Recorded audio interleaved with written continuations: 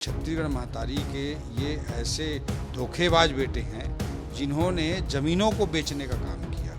हमारे छत्तीसगढ़ में स्वाभिमान की आखिरी लड़ाई ज़मीन को माना जाता है, लेकिन भूपेश बघेल जी ऐसे किसान पुत्र थे, कांग्रेस के लोग ऐसे किसान पुत्र थे जो सबसे पहले ज़मीनों को बेचने का काम किया। गाइडलाइन दर का 152% दे दे और उस ज़मीन को उसको अलाट कर दिया जाता था। तो अपने चहेतों को इस तरह से इन्होंने ज़मीन बांटी इस नियम के आधार पर। आप उसका मार्केट रेट और गाइडलाइन रेट की तुलना करिए, आपको साफ समझ में आ जाएगा कि कितना बड़ा खेल, ज़मीनों का कितना बड़ा बंदर बांट कांग्रेस के लोगों ने किया। आने वाले समय में ये सब परतें खुलेंगी। छत्तीसगढ़ में जमीन की रजिस्ट्री महंगी हो जाएगी, करीब 42% से ज्यादा। और आरोप है विपक्ष का कि लोग इससे परेशान हो जाएंगे, लेकिन सरकार कह रही है कि लोगों का भला होगा। कैसे भला होगा बताएंगे वित्त मंत्री जी ओपी चौधरी हमारे साथ है। जब से आपने ये बात कही है लगभग हड़कंप मचा हुआ है, कोई समझ ही नहीं पा रहा है कि इससे किसको फायदा होगा, किसको नुकसान होगा। लोग ये सहम जा रहे हैं, डर जा रहे हैं कि अब 42% रजिस्ट्री फीस ज़्यादा महंगी हो जाएगी, पैसा तो उन्हीं का जाएगा, फिर भला कैसे होगा। देखिए, गाइडलाइन रेट कम करके 30% की कमी ला करके पैसे का बंदर बांट करने का, ज़मीनों का बंदर बांट करने का कांग्रेस की एक स्ट्रेटजी थी, षड्यंत्र था, एक घोटाला था। 152% के रेट से सरकारी ज़मीनों का बंदर बांट करना था, इसलिए गाइडलाइन की दरों को 30% इन्होंने कम किया था। अब वो 30% की मियाद 31 मार्च को समाप्त हो रही है, 31 मार्च को समाप्त हो रही है। और ऐसी स्थिति में जिन लोगों के ज़मीन अधिग्रहण होते थे, जिन लोगों के ज़मीन अधिग्रहण होंगे आने वाले समय में, जिन किसानों के ज़मीन अधिग्रहण होंगे, उन किसानों को निश्चित रूप से ज़्यादा पैसा मिलेगा। जो लोअर मिडिल क्लास के लोग लोन लेकर के प्लाट खरीदते थे, उनको गाइडलाइन दर के आधार पर लोन मिलता है, तो लोन के अमाउंट उनका बढ़ जाएगा। इस तरह से जो जेन्युइन बायर हैं, जो आम लोग हैं, सामान्य लोग हैं, उनको इसका फ़ायदा निश्चित तौर पे मिलेगा। और रहा सवाल आपने रजिस्ट्री शुल्क की कही, रजिस्ट्री शुल्क गाइडलाइन की दरें हमारे छत्तीसगढ़ में बहुत कम हैं, इसलिए वो जो कुल रजिस्ट्री की जो वैल्यू है वो ऑलरेडी बहुत कम है।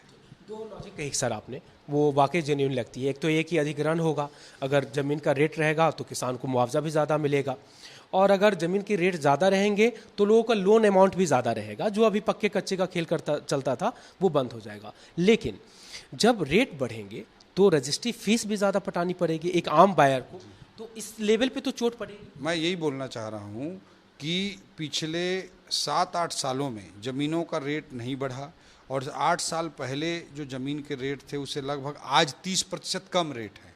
तो जो रजिस्ट्री शुल्क होता है या स्टाम्प ड्यूटी होता है वो गाइडलाइन की दर पर आधारित होता है। तो गाइडलाइन की दर 30% की छूट 31 मार्च को समाप्त होने के बाद भी गाइडलाइन की कुल वैल्यू बहुत कम है, इसलिए उसका परसेंटेज जो निकलेगा पंजीयन शुल्क का या स्टाम्प ड्यूटी का, वो भी ऑलरेडी बहुत कम है।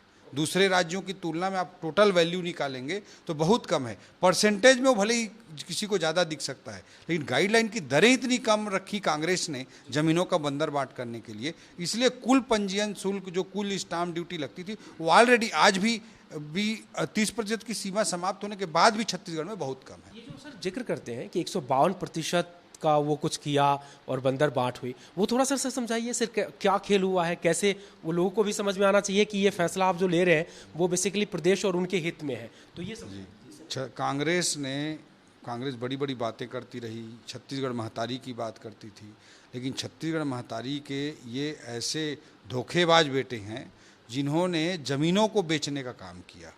हमारे छत्तीसगढ़ में स्वाभिमान की आखिरी लड़ाई ज़मीन को माना जाता है, लेकिन भूपेश बघेल जी ऐसे किसान पुत्र थे, कांग्रेस के लोग ऐसे किसान पुत्र थे जो सबसे पहले ज़मीनों को बेचने का काम चालू किए। इन्होंने एक नया क्लॉज लाया, शहरी क्षेत्रों में महत्वपूर्ण ज़मीनों पे, जिन पे गार्डन बन सकता था, जिन पे स्टेडियम बन सकता था, जिनमें लाइब्रेरी बन सकती थी, कॉलेज बन सकते थे, हॉस्पिटल बन सकते थे, उन ज़मीनों पे इन्होंने क्या कहा कि जो भी कहीं पे काबिज है वो गाइडलाइन दर का 152% दे दे और उस ज़मीन को उसको अलाट कर दिया जाता था।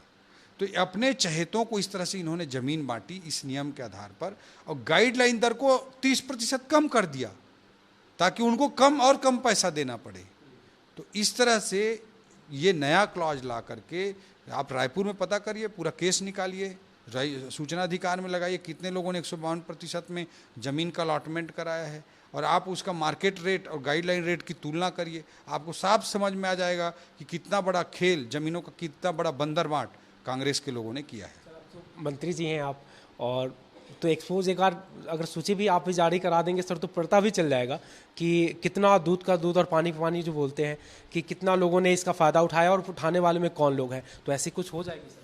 हाँ, निश्चित रूप से आने वाले समय में ये सब परतें खुलेंगी, और मैं इतना ज़रूर कहता हूँ कि 152% के नाम पर कांग्रेस ने ज़मीनों का बंदरबांट किया है, और कांग्रेस के लोगों ने छत्तीसगढ़ महतारी को के कोरा के गोदी के माटी को ज़मीन को लूटने का काम किया है। सुधार की बात हो रही है और आम लोगों के हित की भी बात हो रही है। बस एक सवाल इसी से आपसे ही विभाग से जुड़ा हुआ है, वो नया रायपुर के लेकर के है। अब नया रायपुर में सर जो एनआरडीए प्लॉट बेच रही है, ज़मीन बेचती है, तो अमूमन सभी एजेंसी ज़मीन बेचती है, उसके बाद वो फ्री होल्ड एक मुश्त में लेकर के किया जाता है। वहाँ पे 2% रजिस्ट्री का हर साल पटाना पड़ता है एनआरडीए को, और वो बहुत भारी पड़ता है। फिर आम आदमी उसमें बाय नहीं करने पाता है, फिर बसाहट नहीं होती है, और फिर वो एक साइकिल जो होता है जो ब्रेक नहीं हो पाता। सर इस दिशा भी कुछ सुधार की ज़रूरत होती है। अभी आचार संहिता लागू है, आचार संहिता के समाप्त होते ही इसकी समीक्षा करके लोगों के हित में निर्णय लिया जाएगा। तो ये है वित्त मंत्री ओपी चौधरी जी, और इन्होंने पूरी बात समझाई कि ये जो निर्णय लिया गया है ये आम लोगों के हित में है, क्योंकि उनको ज़्यादा लोन मिलेगा। ये किसान के हित में है, क्योंकि गाइडलाइन बढ़ेगी तो उनको मुआवजा ज़्यादा मिलेगा। हाँ, थोड़ी सी फीस आपको ज़रूर बढ़ी के रूप में चुकानी पड़ेगी रजिस्ट्री के रूप में, लेकिन उससे राजस्व का खजाना बढ़ेगा और अल्टीमेटली फिर आम लोगों पर ही वो पैसा खर्च होगा। कैमरा पर्सन नरेंद्र के साथ राजेश राज, IBC 24 रायपुर।